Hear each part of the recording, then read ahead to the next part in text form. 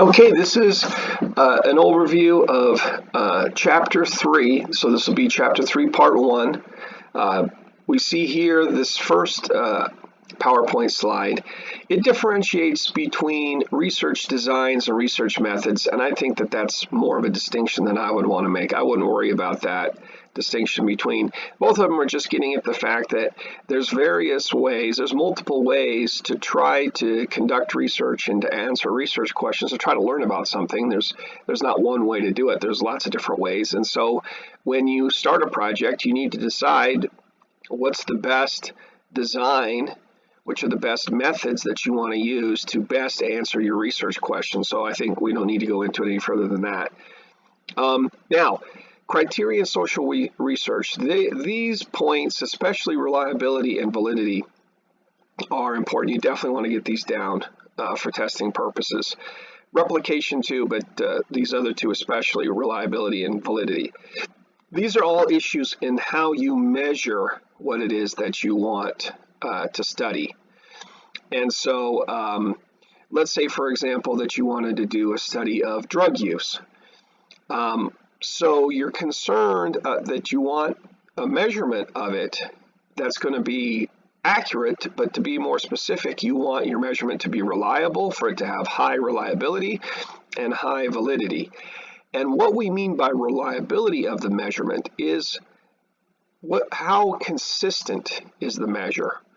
And actually, I think the best example to get at this idea of consistency is, imagine you're doing a study of weight, how heavy people are. And so, of course, that type of study, you're going to use some scales, some weight scales to measure how much people weigh, in pounds probably.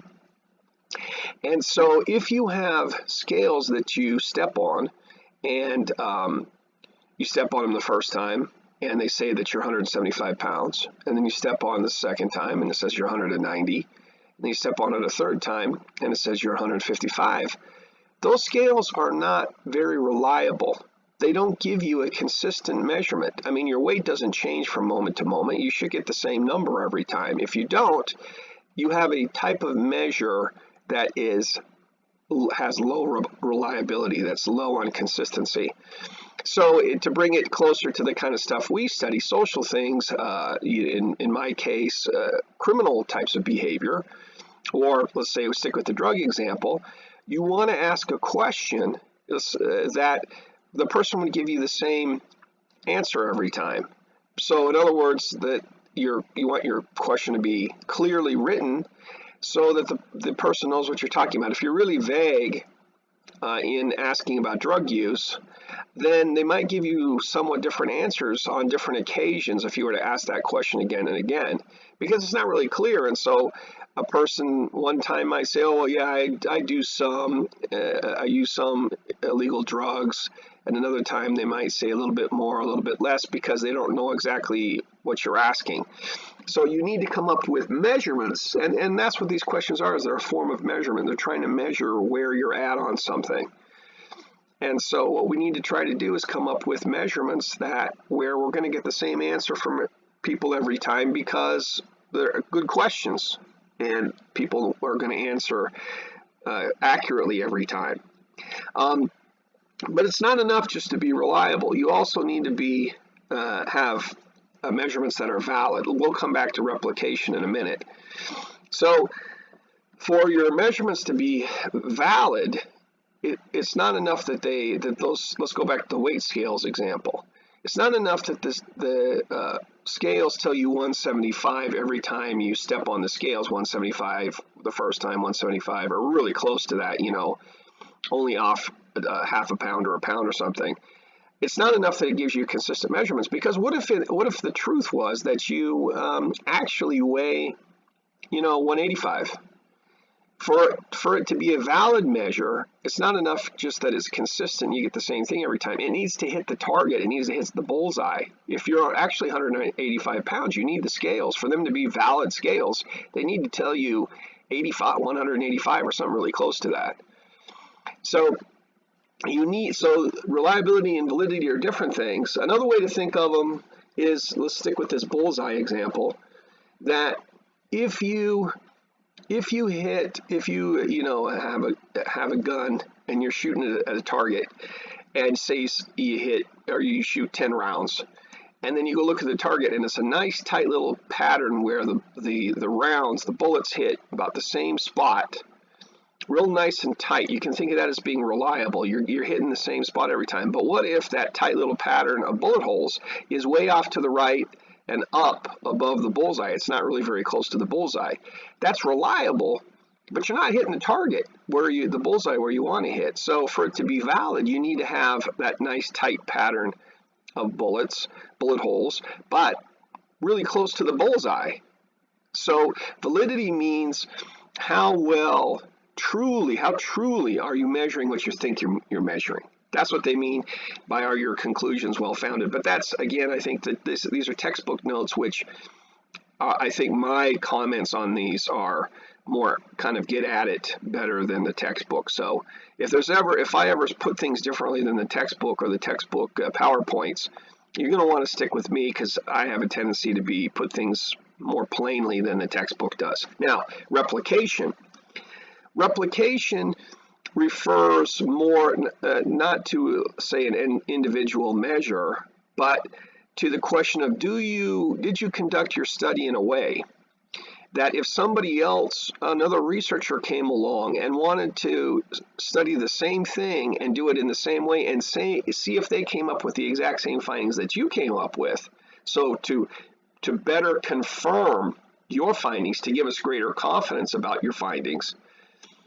The question of replication or replicability is, do you do your study in a clear enough way where you lay out every detail of every step of how you did it, so that if somebody wanted to come along and repeat or replicate your study, that they could do it exactly like you did it? Because if they can do it exactly like you did it, and they get the same results as you do, well, that's stronger evidence that your findings were valid, were good. But if they do your study and are able to copy it really well, replicate it really closely and accurately, and they get different findings than yours, well, that kind of casts doubt on, well, maybe you just kind of had your findings were kind of a fluke. They were anomalous. Something was wrong with them. So that's how science works. Is we grow in confidence when the repeat studies, replication studies they call them, come up with the same result, they come up with the same finding, then we can trust it better. So replication is an important part of research.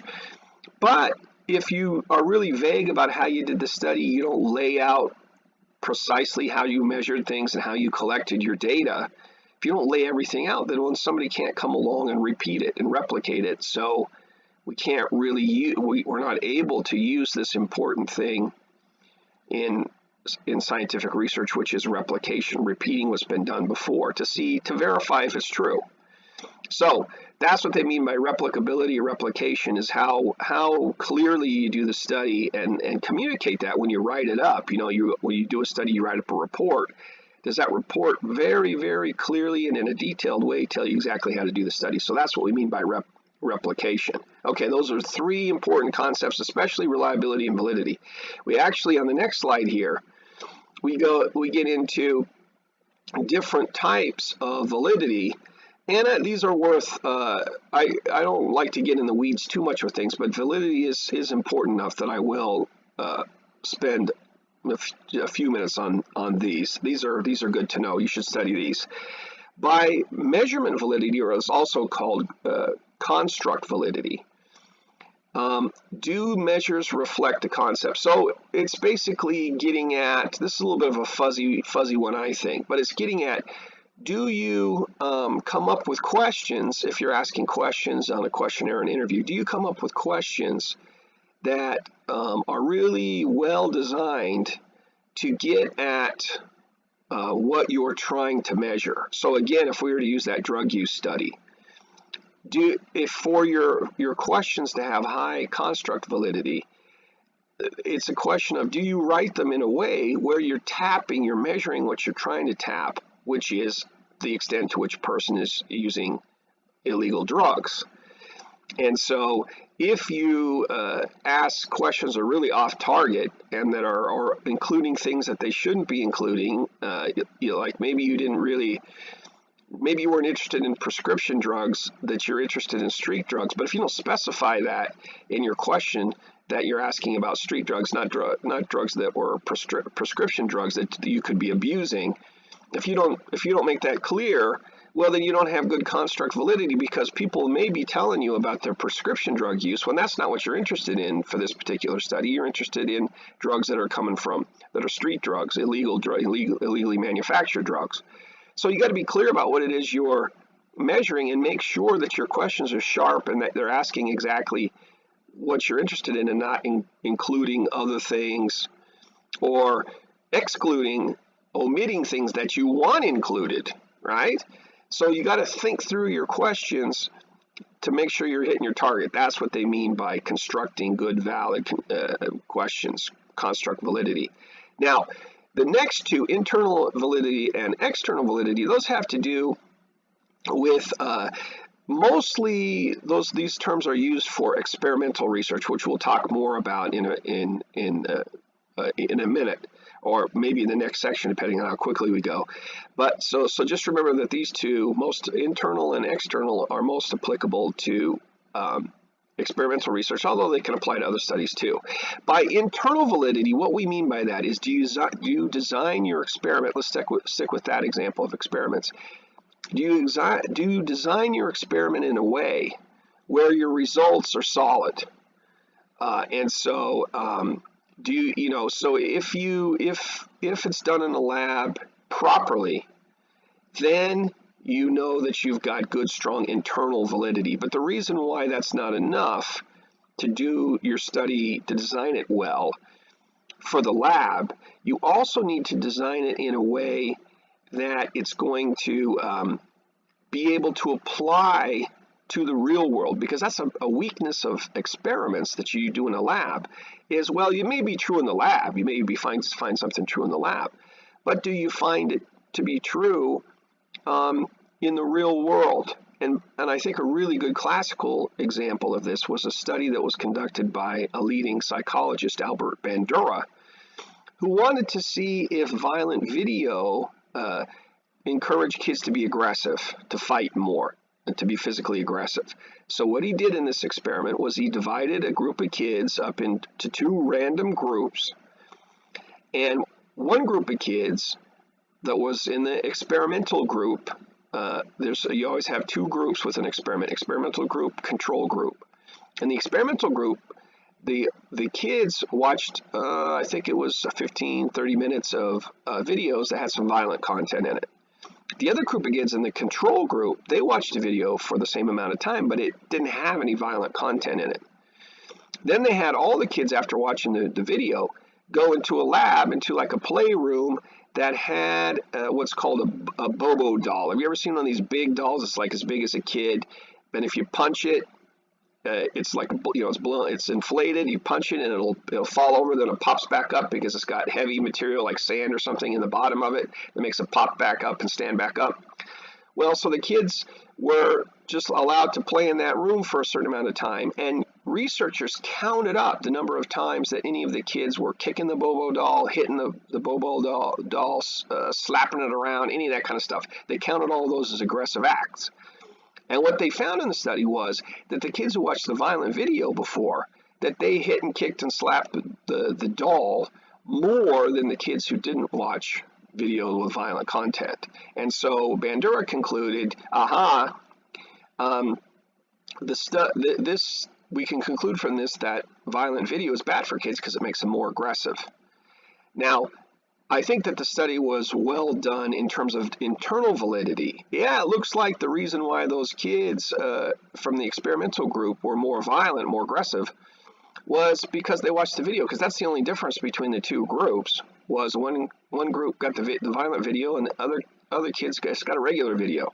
So it looks like it's well designed, and that the conclusion that the kids were hitting the doll more from the experimental group, that seems to be true. They counted them carefully and they looked at the data. Okay, so it seems like a study with good internal validity, but It's a different question of whether it has good external validity, because a skeptic could easily say, well, listen, yeah, the kids were hitting that doll around, but a doll is not another kid. It's not a human being. It's not the same thing as being in a play yard, beating up or kicking and hitting other kids.